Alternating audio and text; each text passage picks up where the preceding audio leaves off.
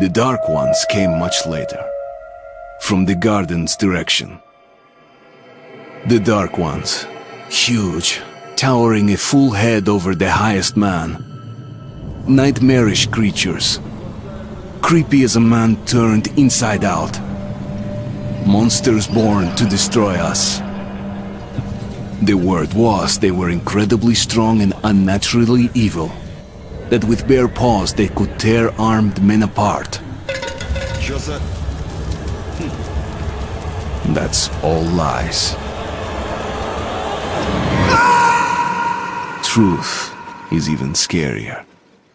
Yo, it's your boy Red here, and I'm doing Metro Last Light Redux Edition. Now, let me get something straight up right now.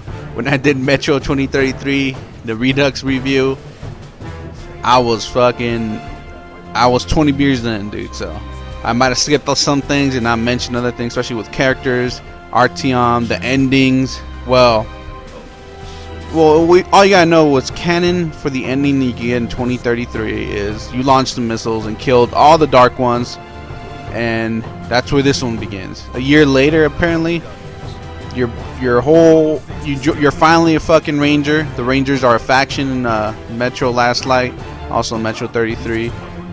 And you're in control of D6, which was that whole fucking secret organization place, top secret bunker that you were looking for in the first game. You guys control it now and are unlocking all the secrets within, but it does not sit well with the other factions of Metro, which are, if you guys don't know, the Fourth Reich, basically Nazis. Then you have the Red Line, Defense, whatever, basically communist. And the third one, I think, they don't really go over it much, but basically they're like almost not a republic, more like a democratic thing. I think they're called Hanzas or some shit like that, but you don't really get to see them except for like the end. But those are the main three factions, plus your faction, the Rangers, Spartans. So what do you do in this one? Well, you get sent on a mission with a new character, which I'm not that whatever about. Anna, whatever. Find out that she's Miller's daughter. Miller, as you guys know, is the guy who went with you to locate D6. Apparently, one of the Dark Ones survived. A child, a baby, you don't know, so they send you in. And guess what? As soon as you go in, shit starts going crazy. You start having hallucinations again, and like many other times, Artyom, the character you play as, gets captured by Nazis or communists or whatever, you gotta go into all that. So you go through sneaking missions. Sneaking is back in this game. Sneaking is great. You can sneak through most of the missions. Great fucking. You have silencers for your weapons. All weapons. You could upgrade each one. Put a silencer on it. Put a sight, whatever sight you want, a stock. More weapons in this game. A couple more, which is great. The minigun, the fucking. Oh, the shotgun machine gun is always in the game. You get the SKS though, the Saiga, incredible amount of guns. If you played the first one, the controls are the same as the Redux for the 2033. They both were Redux, so the controls are way similar. Smoother combat, I believe. I don't know, maybe I'm wrong. And you explore new places. You go to Venice. You didn't see that before. You go to other places like this theater place, which is pretty cool. They had like a whole theater show playing. That was nice. And of course you get to see in the Fourth Reich's fucking encampments, or what do you call those places where they kill people with gas chambers? Yeah, those places. You get to see one of those here, which is pretty crazy, and you get to escape from it. Of course, the whole thing is trying to find the Dark One. You guys are split off from the beginning of that, and then throughout the whole game, you meet old characters, new characters. I didn't really go over this before, but Some of the new characters you meet, like this guy Khan, he was in like 2 missions in the original game. He's kind of like a free spirit. He's probably the only one that knows what you're going through, the whole connection with the Dark Ones, how to deal with stuff. He prays to make those remnants of ghosts go away. He's basically the guy you should really pay attention to, in my opinion. Though he's not conventionally, he does get down though. He gets down by shooting people in the face and stuff like that. So don't expect him just to be a pacifist, you know. Then we have Miller, of course. I told you who this guy was. He's leader of the Spartan groups, the Rangers, whatever they're called.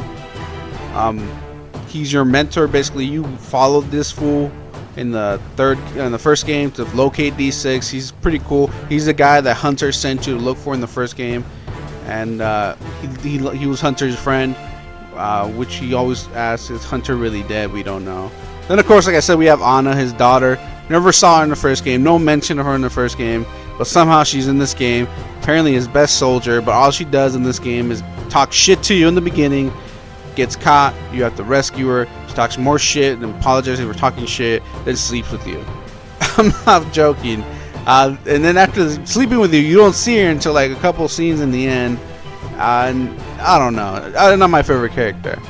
Then we have Palvo, a guy that I really liked.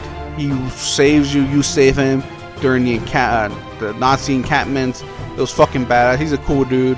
Of course, there's a twist to who he really is, but that doesn't really change your opinion of the guy. He's still a good guy, you know, no matter what his lineage is. If you guys don't know, he's part of the Russian Red faction, the Red Line faction, basically the communists. So that's not really a big ass issue. More in tune with what you see in Metro this time around. You see a lot more rallies going on. Why is rallies going around here? Well, there's a war coming between all the factions. Of course, peace is trying to be secured, but the biggest faction that's making a push, saying that D6 should belong to everyone, are of course the Red Line faction, which are the communists. They really want that. I mean, I'm pretty sure the Nazis do too, but these guys are pushing, mobilizing. I mean, I actually looked up to see what's their man strength. They have around 6,000 soldiers, alright? That's a lot to what's left. You know, the Nazis have 2,000 to 3,000. The Rangers have roughly 200, if that. And then what's the last faction was Haas or whatever. They have like another like 3,000 faction. But yeah, man, this game is like wars on the horizon. Your character knows, everyone knows it basically. This whole dark thing is just thing to grab more power. But I don't think that everyone knows that the Darkling is alive. But that's whatever. Oh, we also get to see more things. We get more information of our main character that wasn't provided in the first game, such as what happened after the blast. Well, Artyom, who is his mother. We never see her. We kind of see it in the beginning in the first game, but this one it kind of focuses on that. More about who he is and the person and what he's doing. Okay, one thing that this game, just like the first game, depending on how you play it, is what ending you will get. If you do good things, you get a good ending. Apparently, if you do bad things, you get the bad ending. It's your choice, really. Apparently, you'll hear a water drop noise when you do good things, and then a scream if you do bad. Another issue I had was the walking segments. There's a couple of segments, especially in the end, where you just walk through level areas, and that's it. You shoot things if you want, but you really could just run through them. That's what I did. So that was kind of boring. Then you have your segments where you shoot the shit out of things. It's pretty cool, using different guns. I like that. Overall, though, great music, good game, strippers, that's the plus. So I give this game a 9 out of 10. It's not a 10 out of 10, dude. There's some issues with the story, but hey, it goes on. Life goes on. Can't wait for the third one, man. Hit that like, hit that sub if you like this. I'll catch you guys next time.